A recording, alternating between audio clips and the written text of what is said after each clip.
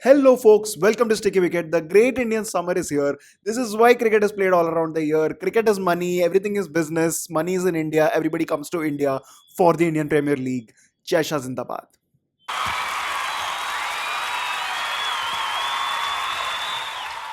First things first, I'm from Hyderabad. I'm a huge Sunrisers fan. I really don't care about any other team. I want Sunrisers to win. For the next 2 months, I'm a hardcore Sunrisers fan and I don't care about anything else. With that context, let's start discussing the squad and the probable 11. To be honest, I was very happy that we were able to retain whom we did. Travis Head, Abhishek Sharma, Heinrich Klaassen, and Pat Cummins. They really formed the core of the side last season. And Cummins with his captaincy really brought things together. He was able to give the top order the license to go for it, and that's why we saw such insane batting. Like we were called run risers by almost everybody, right? And I'm seeing all the hype reels on Instagram. They were all thanks to these guys. But let's talk about this year. I want to talk about what I think the lineup should be. So let's start at the top with Travis Head and Abhishek Sharma. Quite easily the best opening pair in this IPL. Simply the sight of those two left-handers walking in is going to give so much terror to all the bowlers that are going to come. There's a common joke on Instagram and Twitter that Abhishek Sharma doesn't even bat 30 balls, but seriously, if he bats 25 and gives you 50, 60 runs, you don't want anything more. Number three after them is the new by Ishan Kishan. I have a lot of hopes for him, to be very honest. He looked very good in the warm-up games, the simulation games that I've seen. 4 innings, I think he hit a 60, 270s and 149. That is really good. He might not start keeping up front. Maybe they'll take a call between Klaassen and him going forward. But really good buy. Really on brand for the kind of cricket that was played last season. Number four, Nitish Kumar Reddy offers a lot of stability. This guy can change gears, but also if we lose an early wicket or two, this guy can stay and stabilize the innings. I have a lot of adulation for him. Really looking forward to this season. He's got a lot of hype last season, and with the century in the Border Gavaskar Trophy, he's got a lot of admirers now. But I hope it doesn't get to his head. He's very young. I hope he's consistent throughout also so that he can keep his spot in the Indian team as well. Next, Katera Mokoduku, Heinrich Klaassen. Uh, Nothing to be said. A few months ago, he was quite clearly the best 2020 batsman. He was a little bit out of form in the South African Premier League, the SA2 T20, and for South Africa as well in the Champions Trophy. But I have no doubt that he can come here and immediately switch it on. You have 30,000 people in the stadium shouting your name. You have the whole city cheering for you. There is insane fandom for you, Heinrich Klaassen. I think it really gives that extra push, right? I think he's going to do really well this time as well.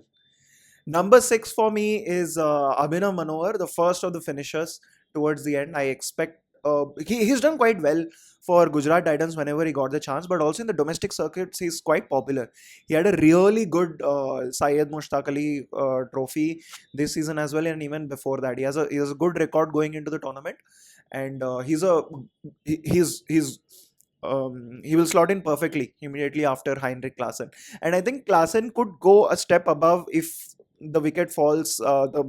If we lose 3 wickets in 15 overs, one of Klaassen or Abhinav could move above Nitish Kumar Reddy depending on how they're doing in their hitting abilities in the nets.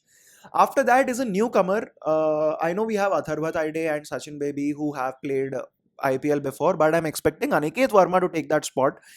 In the 2 innings that I saw him in the intra squad simulation, I think he looked really good. Another good finishing option for us. I feel that is where we are kind of lacking right now. And if he comes in, I think we will have those last 4 or 5 overs sorted.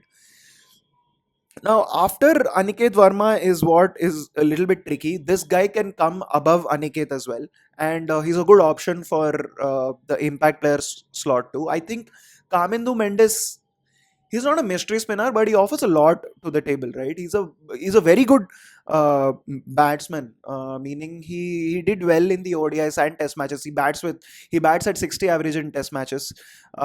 He's done well for Sri Lanka, and also he's a handy bowler. He bowls right arm, left arm. So depending on the situation, Pat Cummins can unleash him. So I'm really looking forward to see this guy bat and bowl with his left and right arms. Maybe a little bit up the order, but this guy should be there in the 11. I feel it offers two extra dimensions, and we should not lose out on that.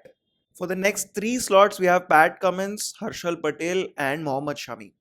And to be honest, in this 11 that I have mentioned, Mohammad Shami is the only one who can't bat. And is this the same guy who scored a 50 at Lords? So even he can swing his bat. So you can see the theme that I'm going with here, right?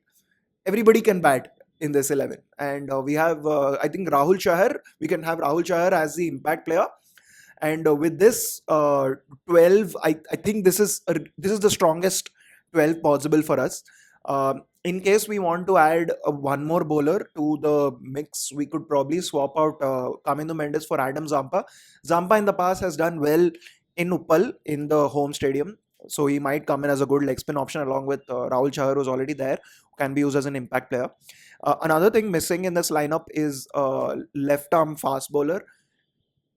You can't call Jaydev Unadkat a fast bowler, but he's very wily.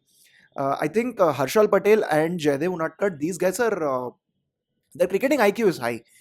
I know you've seen Unadkat get smashed around, but this guy is very reliable when he comes on. Like you must have seen last year, he comes on, he bowls those slow bouncers, he bowls to the plan. That is what is important. In 2020 especially, it's not always prudent to just look at the numbers. I think as a left arm pacer, he can come in and give a good option. So Zampa for Kamindu Mendes, or Jaydev Unadkat for maybe Harshal Patel if Harshal is getting smashed around, and for Mohammad Shami, maybe Simarjeet Singh can come. I think I've seen Simarjeet Singh in two matches last year, and he did well for CSK. Of course, CSK had a good captain. He had a good Mahendra Singh Dhoni behind the stumps, but I believe Pat Cummins is also a really good captain and can use his skills well. So yeah, this is my best 12 for Sunrisers, and wishing our team all the best. This time we need to go one step further and win the tournament, win it all. Let us go play with fire.